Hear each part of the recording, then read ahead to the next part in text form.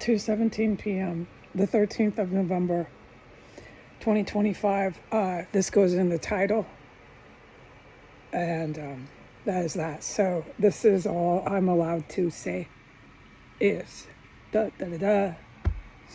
I'm addressing the white men of Port Townsend, the big tough guy, construction guy covered in dirt, who I can't say where I was when I saw him. White male, about 6 feet tall,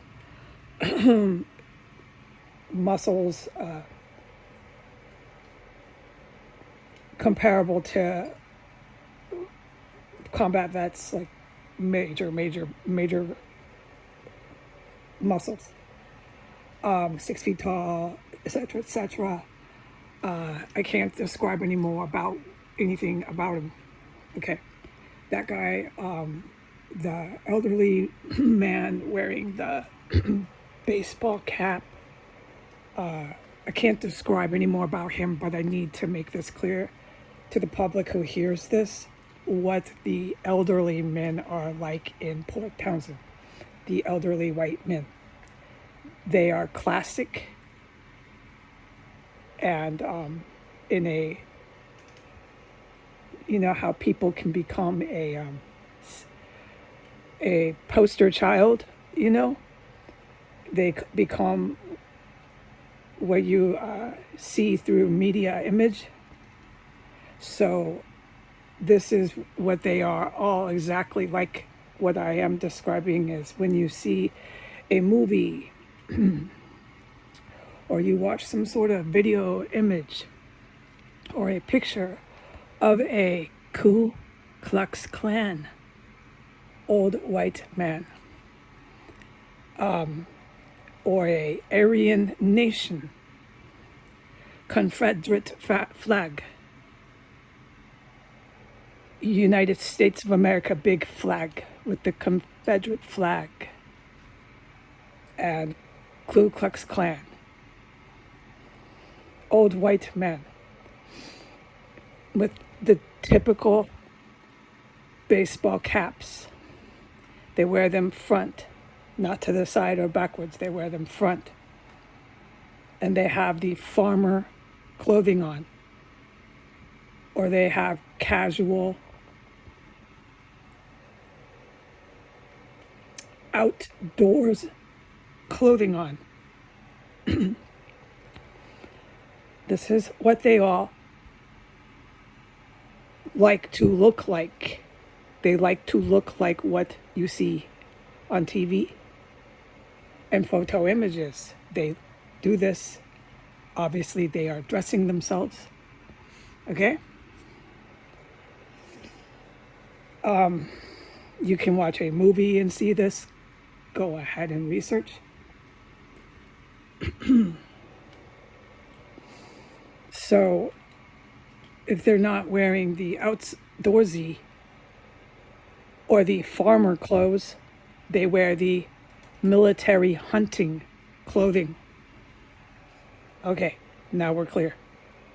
And how you can tell their perceptions of reality or others around them, how you can tell is through their behavior. What do? They stare you down.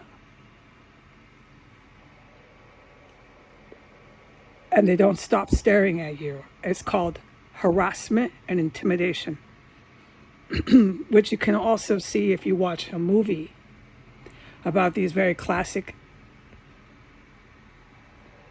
very standard type of people. They wear the baseball caps or they wear the cowboy hat, but here in the Northwest, it's baseball cap. They dress how I just described. And they stare down usually Jewish, usually black, or usually Hispanic people. So that is how I'm treated here in Port Townsend. And it's nothing I will ever forget. But this is what I'm supposed to address to these men who did that today and who did it last time I walked around here. This is what they do in Port Townsend. It's clear. I'm not questioning that. I'm to let them know that I was born here. I was born here September 8th, a handful of years ago. I was born here, and I know exactly about all of you. You don't intimidate, not me, no. If you intimidated me, I would never be the woman I am. I didn't leave Washington State because of any of you white men from Washington State or from Port Townsend. I left Washington State because I would never have sobered up. I would have kept drinking. Leaving Seattle to these white men who want to intimidate me in Port Townsend was the best thing I could have ever done. And taking my alcoholism to a city like New York is either do or die. I didn't want to die there as a drunk, but I certainly couldn't keep drinking in a city like New York. I would have died. So I got sober in New York City to these country hunter, KKK, farmer, white men of Port Townsend. I have 18 years sobriety, and I don't appreciate these white men of Port Townsend trying to intimidate me everywhere I go here. So I hope you hear this. Don't bother doing it. You want to keep doing it? I'm just going to see it as a political stance, as a political statement. You're airing your business to the world, and you're displaying this and demonstrating your feelings about the world, your perceptions of reality towards the world and towards others. You're demonstrating by behavior all of that to me. But you are not intimidating me. But keep trying.